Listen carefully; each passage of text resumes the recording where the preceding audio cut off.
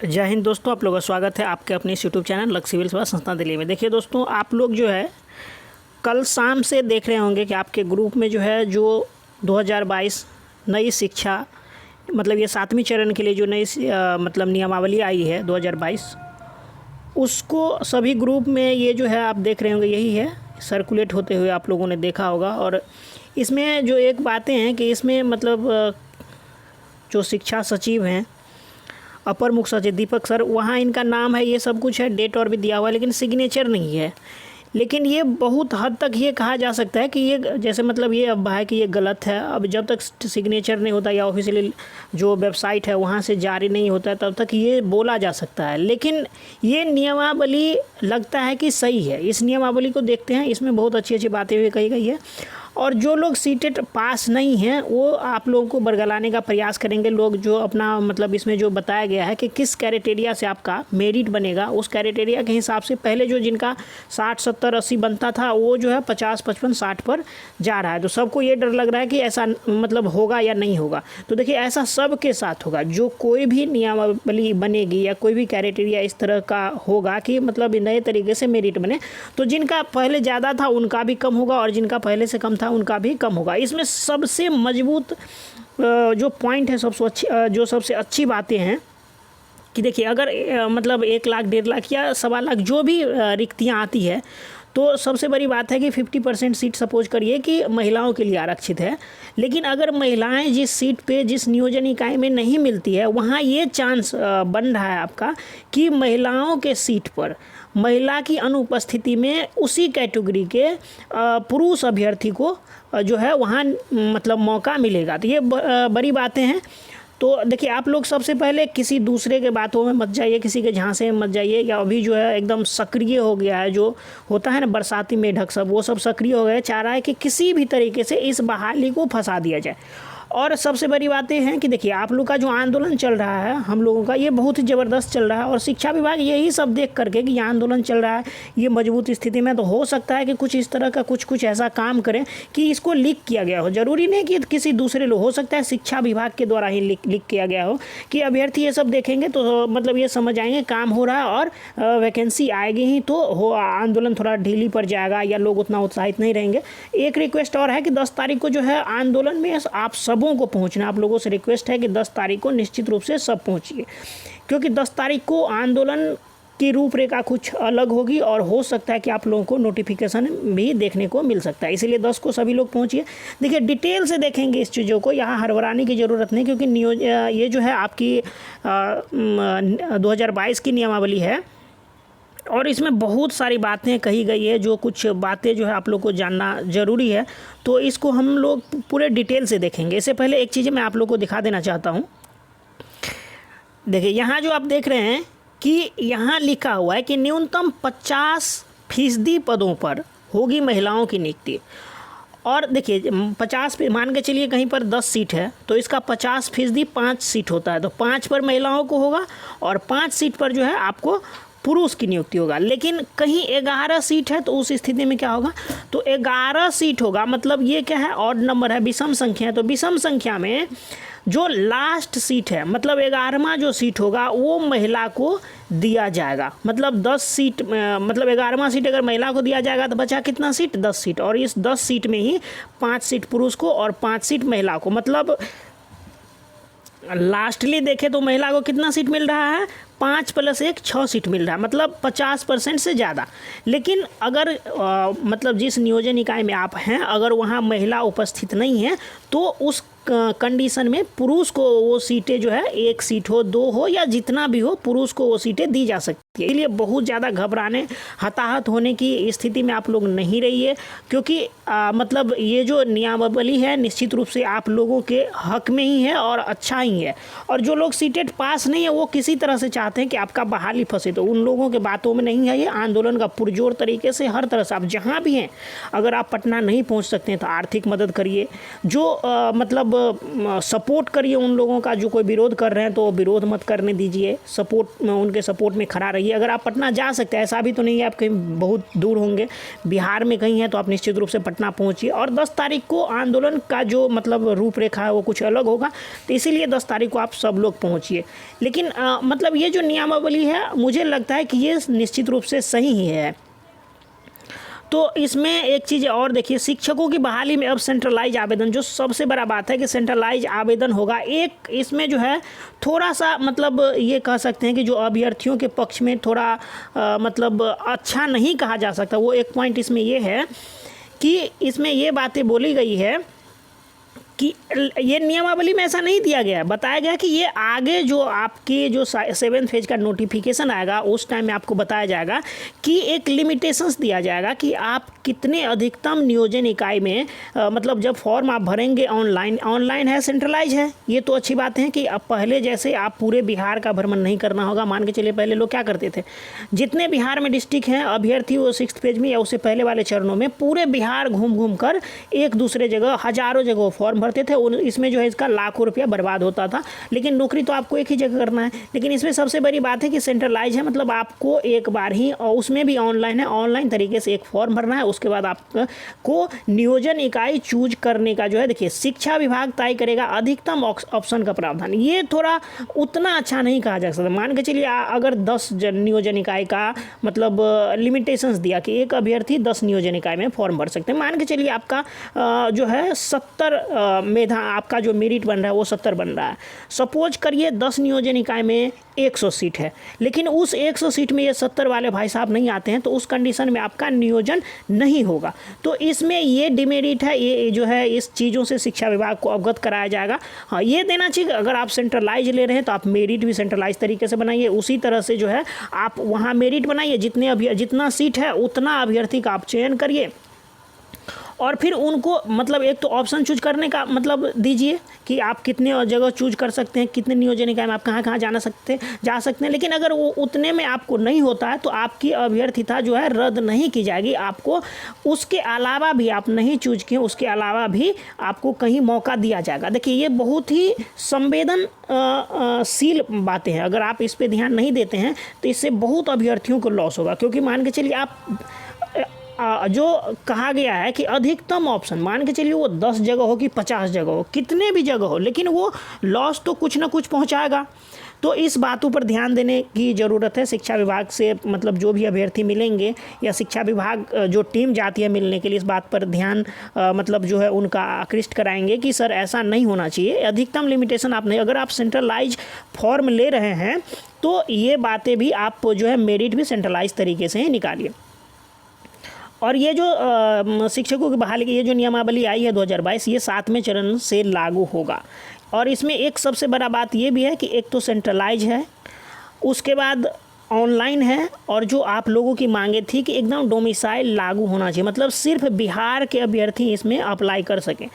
6th phase में क्या हुआ था, जो अदर स्टेट के थे, जैसे आपको मतलब बिहार के वैसे तो पूरे इंडिया के कोई भी स्टेट के लोग अप्लाई कर सकते थे, लेकिन जैसे बिहार के बगल में यूपी हो गया, बंगाल हो गया, झारखंड हो गया, तो यहाँ के अभ्यर्थियों को बहुत ज़्यादा लाभ मिला था। बहुत ज़्यादा अभ्यर्थी वहाँ आके अप्लाई किए थे, उन लोग भी जॉब भी कर रहे हैं। आपके इर्द गिर्द भी कहीं होगा आपके जान पहचान, मैं भी जानता हूँ जो हम लोग के इर्द गिर्द में है कि यहाँ ऐसे भी अभ्यर्थी हैं जो अदर स्टेट से आकर के जॉब लिए हैं। लेकिन इस बार जो अदर स्टेट से नहीं आएगा तो बहुत घबराने की बातें नहीं है। देखिए जिनको भी जॉब होगा, नौकरी मिलेगी, वो सब बिहार के ही होंगे, और मतलब सेंट्रलाइज है, तो कुछ ना कुछ तो पहले से ज़रूर है कि इस नियमावली में बदलाव किया गया, और ये आपके फ़ायदे के लिए। जो नियमावली है उसको हम लोग डिटेल तरीके से देखेंगे।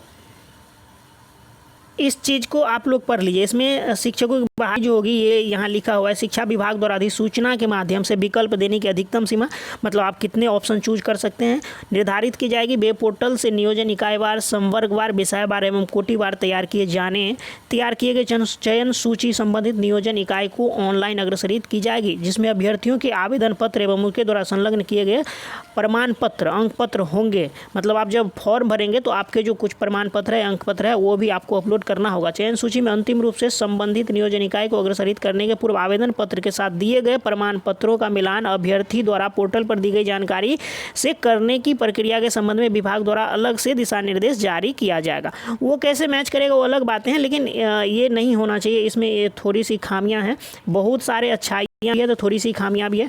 चलिए अब जो है मतलब ये नियमावली है 2022 उसको देखते हैं डिटेल। ये नियमावली जो है आपको 18 पेज का है, तो इसमें सभी कुछ देखना इतने कम टाइम में ये पॉसिबल नहीं है। मैं एक दिन निश्चित रूप से ऑनलाइन आऊँगा। सबसे पहले तो देखिए, बहुत लोग ऑनलाइन आकर के या बहुत लोग ऐसे यूट्यूबर सब हैं जो ढिंढोरा पीट दिए हैं। मान के चलिए जब तक इस पर कैबिनेट का मोहर नहीं लगता है, जब तक इस पर शिक्षा सचिव का जो है सिग्नेचर नहीं हो जाता है, तब तक 100% इसको नहीं माना जाएगा। लेकिन ये मतलब निश्चित रूप से हमको लगता है कि ये सही है कहीं ना कहीं। देखिए ये ऊपर में जो बातें सब है ये उतनी मतलब इम्पॉर्टेंट नहीं है। जो इम्पॉर्टेंट चीज़ें हैं, बहुत कुछ तो मैं बता दिया हूँ, लेकिन बहुत कुछ है जो जानना ज़रूरी है।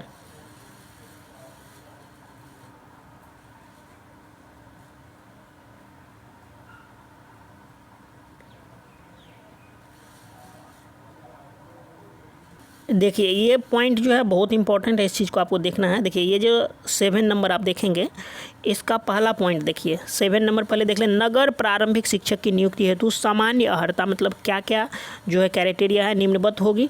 तो इसमें पहला जो है कह रहा है कि भारत का नागरिक और बिहार राज्य का स्थायी निवासी हो। मतलब ये जो डोमिसाइल की बातें हैं ये यही पॉइंट है। अगर आप बिहार के निवासी नहीं हैं तो फिर आप फॉर्म अप्लाई नहीं कर सकते। इसमें उम्र सीमा की बातें हैं, लेकिन उम्र सीमा में जो भी बातें हैं देखिए, कह रहा है कि नियुक्ति वर्ष से के 1 अगस्त को अभ्यर्थी की न्यूनतम आयु 21 वर्ष एवं कोटिवार अधिकतम आयु सीमा वही होगी जो राज्य सरकार सामान्य प्रशासन विभाग के द्वारा समय समय पर विहित किया गया हो। इस नियमावली के प्रवृत्त होने के पूर्व केंद्र अथवा राज्य सरकार द्वारा नियोजित शिक्षक पात्रता परीक्षा में उत्तीर्ण अभ्यर्थीगण को इस नियमावली के प्रवृत्त होने के बाद नियुक्ति के प्रथम समव्यवहार में अधिकतम आयु सीमा में 10 वर्ष की छूट दी जाएगी। तो देखिए 10 वर्ष का जो छूट दिया जाएगा वो भी बहुत बड़ा मतलब छूट है। अब कितना आप लोग छूट लेना चाहेंगे, तो 10 वर्ष सफिशिएंट है।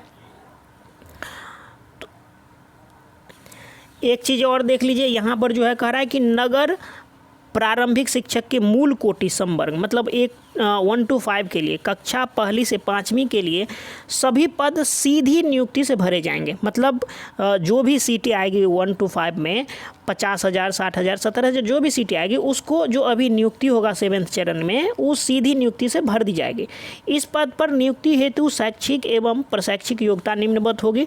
इसमें जो योग्यताएं हैं आप पढ़ सकते हैं कि योग्यताएं क्या दिया हुआ है। जैसे देखिए पहला में देख लेते हैं, न्यूनतम 50% अंकों के साथ उच्चतर माध्यमिक अथवा उच्चतर माध्यमिक का मतलब इंटर अथवा इसके समकक्ष तथा प्रारंभिक शिक्षा शास्त्र में डिप्लोमा 2 वर्षीय, मतलब आप DLED है, BTC है, जो भी कुछ हैं वो मतलब वो 2 वर्षीय चाहे कोई भी किसी भी नाम से जाना जाता हो।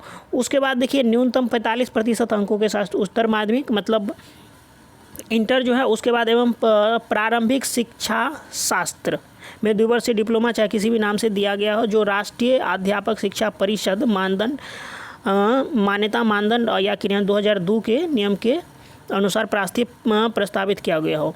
तो ये आपका जो अर्हता दिया गया है। उसके बाद आप सीटेट पास हो, ये भी बातें हैं। सीटेट या बीटेट कोई भी एक चीज़ें आपको पास होना एकदम आवश्यक है। देखिए ये जो है यहाँ योग्यताएं दिया गया है, इसमें ये बहुत लंबा है, मैं इसको धीरे धीरे स्क्रॉल कर दे रहा हूँ। आप लोग जो है सुविधा अनुसार इसे पढ़ लेंगे और जब ऑनलाइन आएंगे तो एक एक पॉइंट पर हर एक चीज़ों को बहुत अच्छी तरीके से समझेंगे।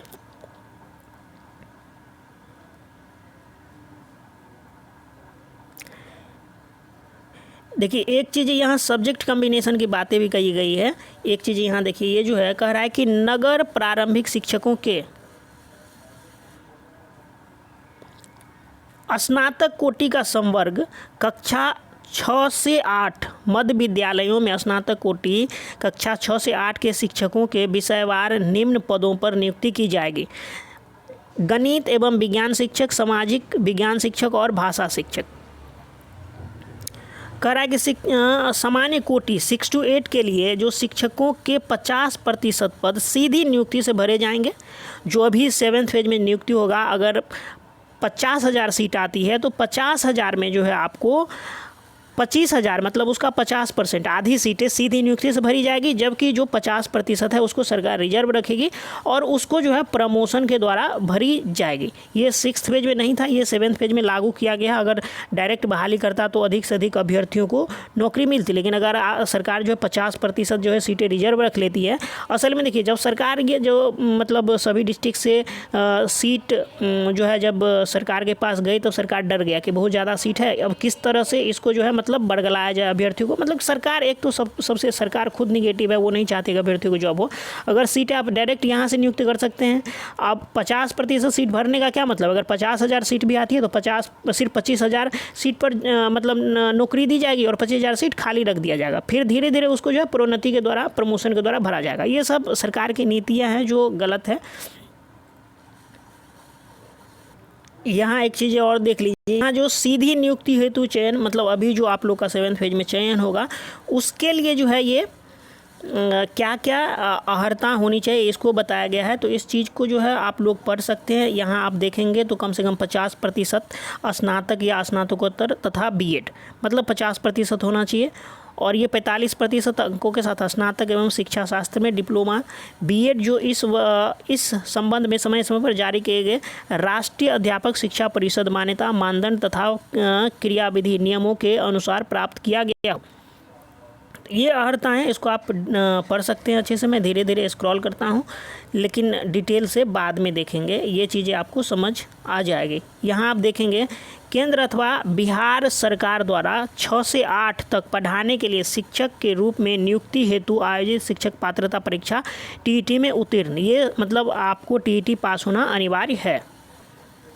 और कुछ अर्हताएँ दी गई है जो इस तरह से नीचे है, इसको आप लोग ध्यान से पढ़ेंगे। यहाँ ये लिखा हुआ है कि 50% तो सीधी नियुक्ति होगी, वो आप लोगों ने देखा। लेकिन यहाँ देखिए, नगर प्रारंभिक शिक्षक के स्नातक कोटि कक्षा 6 से 8 के 50% पद जो प्रोन्नति से भरे जाएंगे से संबंधित आवश्यक अर्हता। मतलब ये इसमें तो सबसे बड़ी बात है कि यहाँ आप देखेंगे, पहला देखिए, प्रारंभिक शिक्षक के मूल कोटि संवर्ग कक्षा 1 से 5 के पद पर योगदान की तिथि से प्रशिक्षण अर्हता प्राप्त करने की तिथि जो बाद की तिथि हो, या तो आप पहले मतलब प्रशिक्षण हो आपका, या पहले आप जो बाद में आपने जॉब किया है उस तिथि से 8 वर्ष, मतलब 8 वर्ष के बाद आज अगर आपका नियोजन हो जाता है तो उसके 8 वर्ष बाद, खैर उसके ये उतना इम्पोर्टेंट नहीं है, लेकिन सरकार को ये नहीं करना चाहिए था।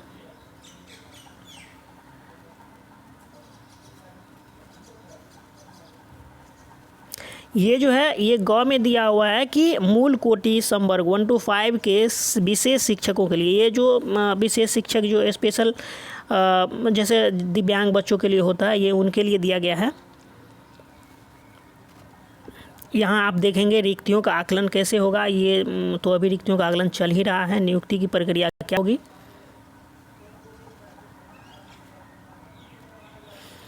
इसमें जो मेन बातें हैं वो चीज़ हम लोग देखेंगे।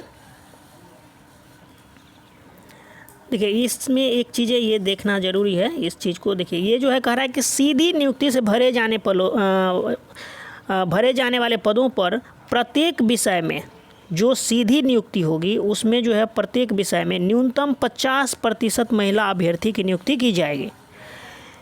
विषम संख्या रहने पर, जैसे मैं शुरू में ही बताया था कि अगर किसी नियोजन इकाई में 10 सीटें हैं तो इसका 50% 5 और 5, तो 5 सीटें मिलेगा पुरुष अभ्यर्थी को और 5 महिला को। लेकिन अगर 11 सीटें हैं, विषम संख्या में सीट है, तो 5 इसका 50% 5 तो पुरुष को मिलेगा और 5 महिला को मिलेगा। और लास्ट जो और मतलब विषम संख्या वाला सीट है 11वां, वो भी महिला को ही मिलेगा। मतलब टोटल महिला को अगर कितना मिल रहा है, 50% से ज़्यादा, जहां विषम संख्या में सीटें हैं, मतलब 6 महिला को और 5 पुरुष को।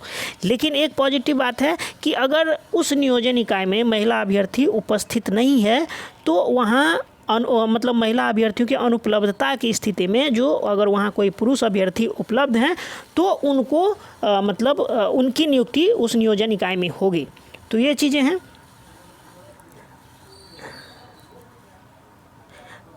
देखिए यहाँ स्पष्ट लिखा हुआ है कि संबंधित कोटि में महिला अभ्यर्थी की अनुपलब्धता की स्थिति में उसी समव्यवहार में शिक्षा हित एवं कार्य हित में समान कोटि के पुरुष अभ्यर्थियों की नियुक्ति की जा सकेगी।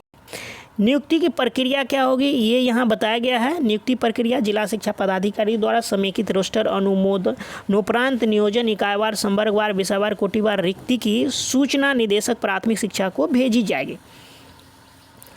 इसमें जो है जो मेन चीज़ें हम लोग देख लेंगे। देखिए यहाँ कह रहा है कि विभाग द्वारा शिक्षकों के चयन हेतु जो विभाग शिक्षक का चयन करेगी हेतु निर्मित वेब पोर्टल पर अभ्यर्थियों से विहित प्रपत्र में केंद्रीयकृत रूप से ऑनलाइन आवेदन लिया जाएगा। मतलब केंद्रीयकृत मतलब सेंट्रलाइज तरीके से, और वो भी ऑनलाइन तरीके से जो है आवेदन आप लोगों से लिया जाएगा। 4 आप इसमें देखेंगे, 4 कह रहा है कि अभ्यर्थियों द्वारा आवेदन पत्र में दिए गए सभी कॉलम का अनिवार्य रूप से भरना होगा तथा अपने आवेदन पत्र के साथ अभिप्रमाणित सभी आवश्यक प्रमाण पत्र या अंक पत्र की प्रति अपलोड करना अनिवार्य होगा। मतलब अगर आप के पास जो भी डिग्री है उस जो भी अंक पत्र या प्रमाण पत्र है उसका जो है आपको स्कैन कॉपी अपलोड करना पड़ेगा, वो भी अभिप्रमाणित मतलब सेल्फ अटेस्टेड। उस सेल्फ अटेस्टेड लिखकर आप उस पर सिग्नेचर करेंगे और वो भी आप जो है अपलोड करेंगे। यहाँ आप इसे अगला पॉइंट देख लेंगे हम लोग।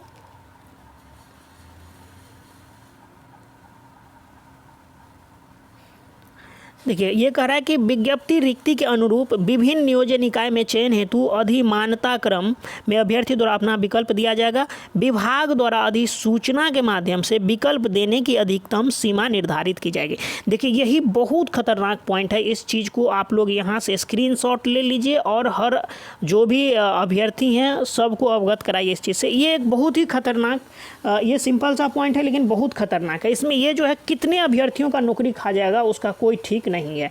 देखिए यही बातें मैं शुरू में चर्चा किया था। इसमें जो सबसे बड़ी बातें दी गई है कि विज्ञप्ति रिक्ति के अनुरूप विभिन्न नियोजन इकाइयों में चयन हेतु अधिमानता क्रम में अभ्यर्थी द्वारा अपना विकल्प दिया जाएगा। विभाग द्वारा अधिसूचना के माध्यम से विकल्प देने की अधिकतम सीमा निर्धारित की जाएगी। मतलब आप कितने नियोजन इकाई को चयनित करेंगे, कहाँ कहाँ आप देते हैं, कहाँ कहाँ आपका मन है, जैसे मान के चलिए वो विभाग के द्वारा अधिकतम सीमा निर्धारित की जाएगी। आपसे 5 मतलब ऑप्शन पूछ सकता है, 10 पूछ सकता है या कुछ भी, लेकिन ये नहीं होना चाहिए कि भाई जब आप ऑनलाइन ले रहे हैं, सेंट्रलाइज हो रहे हैं, तो मेरिट भी आप सेंट्रलाइज तरीके से बनाया जाना चाहिए। और उसके बाद जो है आप ऑप्शन पूछिए 2, 4, 10 जगह, अगर उसमें सीटें हैं तो उनको जॉब हो जाना चाहिए, अगर नहीं है तो फिर दूसरे जगह का भी ऑप्शन उसको देना चाहिए। ये नहीं कि एकदम रिजिडेशन कि इसमें आपको अगर हुआ तो ठीक है, नहीं हुआ तो फिर नहीं हुआ। ये गलत बातें हैं, इस पर ध्यान देना बहुत ज़रूरी है। देखिए इसमें 6 पॉइंट जो है ये चीज़ें देख लीजिए। शिक्षा विभाग द्वारा निर्धारित मापदंडों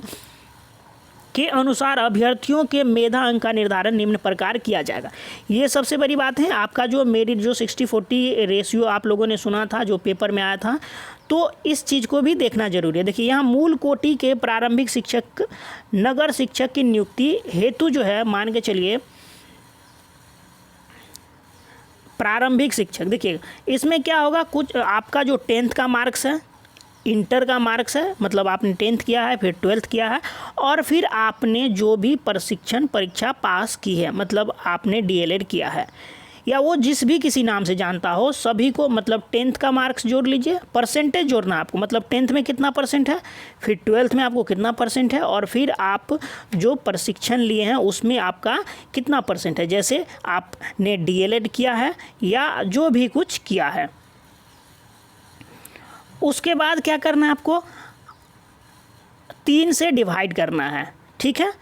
और इस डिवाइड करने के बाद इसको क्या करना है, इसका 40% वेटेज लेना है। 40% जब निकालेंगे तो ये 40% 0.4 होता है, क्योंकि 40/100 जो है ये 0.4 हो जाएगा, तो इसका 40% मतलब इसको मल्टीप्लाई करना है 0.4 से, ठीक है। जो आएगा उसमें फिर क्या करना है, आपको प्लस करना है। यहाँ देखिए नीचे में एक पॉइंट लिखा है, शिक्षक पात्रता परीक्षा का प्रतिशत अंक, मतलब उसमें अगर शिक्षक पात्रता परीक्षा में अगर आपको 60% है या 70% है, जो भी है उस उतना % को आप, जैसे आपको मान के चलिए 70% है तो उसको आप 0.6 से मल्टीप्लाई कर लीजिए और फिर दोनों को जोड़ लीजिए, वही आपका मेरिट पॉइंट बन जाएगा।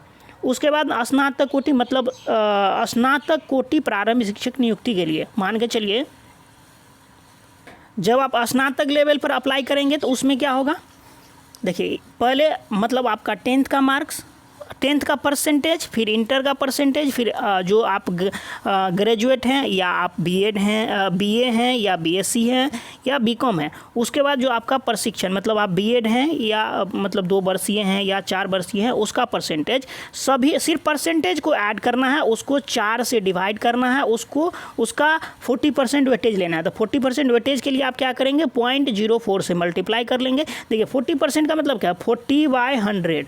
जब इसको सॉल्व करेंगे तो ये कितना आ जाएगा, 0.4 होगा। तो यही 0.4 इसी को मल्टीप्लाई करने के लिए बताया गया। फिर उसके बाद क्या करेंगे, आप जो शिक्षक पात्रता परीक्षा आपने बीटीईटी पास किया हो 2017 में जो आयोजित हुआ था, या सीटेट पास किया हो, उसको जो उसका जो आप 0.6% मतलब मतलब इसको ऐसे मल्टीप्लाई करना है, 0.6 से आप मल्टीप्लाई करेंगे, फिर उस दोनों को जोड़ देंगे। जोड़ने के बाद जो मेरिट बनता है आपका, वही आपका मेरिट होगा। एक चीज़ जो है देखिए यहाँ 7 पॉइंट थे, भूतपूर्व सैनिक की विधवा को मेधा अंक में 10 अंकों का अतिरिक्त वेटेज दिया जाएगा। ये चीज़ें हैं। तो ये जो है मतलब आपका मेरिट कैसे बनेगा, एक डिटेल वीडियो इस पर भी आएगा अलग से, उसमें कैसे कैलकुलेट करेंगे, आप लोगों से जो है परसेंटेज भी पूछेंगे 2-4 आदमी का, और उसको निकाल करके भी दिखाएंगे बोर्ड पर। तो ये मतलब मेरिट कैसे बनेगा वो आप देख ही लिए हैं। उसमें आगे मेधा अंक समान होने पर कैसे क्या होगा आप जानते होंगे। जिसका डेट ऑफ बर्थ जो है जिसका जन्म जो उम्र में ज़्यादा होते हैं पहले उनको रखा जाएगा, ये बातें कही गई है। फिर जैसे जन्म तिथि, उसके बाद मतलब अल्फ़ाबेटिकल में नाम में क्या है अल्फ़ाबेटिकल, फिर उसमें देखा जाएगा। इस तरह से देखा जाएगा, इतना इम्पोर्टेंट नहीं है, लेकिन जो इम्पोर्टेंट पॉइंट है मैं वो आप लोग को बता ही दे रहा हूँ। लेकिन फिर आगे अगर इसमें किसी भी तरह की समस्या होती है आप लोग मुझे कमेंट भी कर सकते हैं। आप लोग के कमेंट से मुझे पता चलेगा क्या क्या समझ नहीं आ रहा है, उसको भी फिर डिटेल से जो है हम लोग बातें करेंगे उसमें।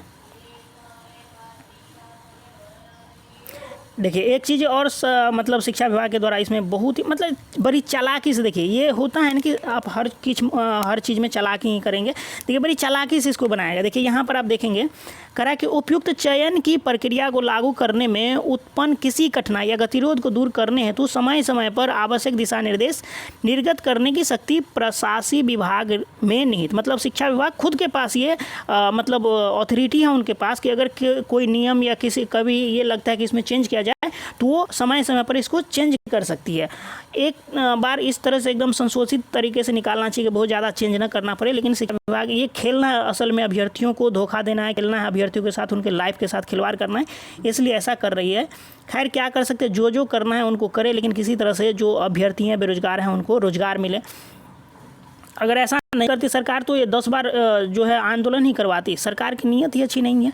ठीक है, नियुक्ति प्राधिकार की संरचना ये हम लोग के लिए मतलब ज़्यादा इंपॉर्टेंट नहीं है, लेकिन बाद में इंपॉर्टेंट होगा कि नगर निगम के नियोजन के लिए जो है आपका जो चयन होगा उसमें कौन कौन वहाँ नियुक्त होंगे आपके चयन के लिए। फिर नगर पंचायत नगर परिषद के लिए जो होगा वो मतलब कौन कौन पदाधिकारी होंगे जो आपकी नियुक्ति करेगी। उसके बाद प्रमाण पत्र की जांच कैसे की जाएगी इसके बारे में बताया गया। अगर आप गलत प्रमाण पत्र, देखिए सबसे हाथ जोड़कर विनती है आप लोगों से, जो बिहार के अभ्यर्थी हैं सिर्फ वही अप्लाई करें। देखिए अभी मतलब मार्केट में देख रहे हैं चलन है कि अदर स्टेट के लोग क्या कर रहे हैं, बिहार का किसी तरह से ओबीसी बनवा रहे हैं, सोच रहे हैं कि मतलब हम आवासीय बनवा करके यहाँ जो है बिहार में अप्लाई कर लेंगे। हो न हो कि बाद में आप किसी तरह से आप पकड़े जाते हैं तो बहुत बड़ी समस्याएं आ सकती है आपके साथ। क्योंकि अगर आपको नहीं लगता है कि ऐसी ये बातें सही है तो आप इस 2 पॉइंट को पढ़ लीजिए। किसी भी तरह की अगर आप कोई ऐसा कार्य किए हैं जो उचित नहीं है, अनुचित कार्य करके आप चयन होते हैं तो आपके साथ जो है मतलब सरकार भी बहुत सख्ती से मतलब आपके साथ कुछ डिसीजन ले सकती है। इसलिए इस चीज़ों को आप देख लीजिए। और कोई भी प्रमाण पत्र, लोग सीटेट का प्रमाण पत्र गलत बनवा लेते हैं, आवासीय गलत बनवा लेते हैं, ये सब आप लोग नहीं करिए। इसकी जांच होगी, फिर बाद में आप जब पकड़े जाएंगे तो फिर समझ रहे हैं कि क्या होने वाला है। अनुकंपा के आधार पर ये सब उतना इम्पोर्टेंट नहीं है, धीरे धीरे देखेंगे। स्थानांतरण मतलब जो है बाद में जो है आप जब 3 साल कार्य कर लेते हैं तो उसके बाद आपका जो है ट्रांसफ़र कैसे होगा उसके बारे में बताया गया। सेवा पुस्तिका का संधारण, अवकाश कैसे मिलेगा, ये अवकाश सब पहले नौकरी हो उसके बाद अवकाश के बारे में सोचेंगे। आचरण संहिता, अनुशासनिक कार्रवाई क्या क्या किया जा सकता है, नियोजन इकाई पर कार्रवाई।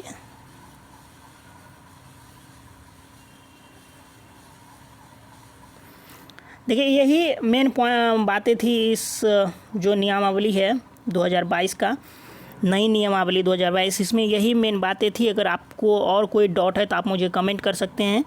और नीचे व्हाट्सअप ग्रुप डिस्क्रिप्शन में जो है, यूट्यूब पर डिस्क्रिप्शन में व्हाट्सअप ग्रुप का लिंक दिया हुआ है, टेलीग्राम का भी लिंक है। तो जो लोग व्हाट्सअप चलाते हैं व्हाट्सअप ग्रुप से जुड़ जाएं, जो टेलीग्राम चलाते हैं वो जो हर कोई भी लेटेस्ट अपडेट मतलब बिल्कुल सही तरीके से, ऐसे नहीं कि बिल्कुल फेंक दिया जाएगा जैसे दूसरे जगह आप लोग देखते होंगे कि बिना सोचे समझे कुछ भी आकर के बक के चले जाते हैं, वो नहीं। मतलब हम भर दिन में या 10 दिन में एक ही वीडियो आएगा, लेकिन वो बिल्कुल संशोधित तरीके से जो सही बातें होंगी, अच्छी बातें वही होगी, जो होगी वही आप लोग को बताया जाएगा।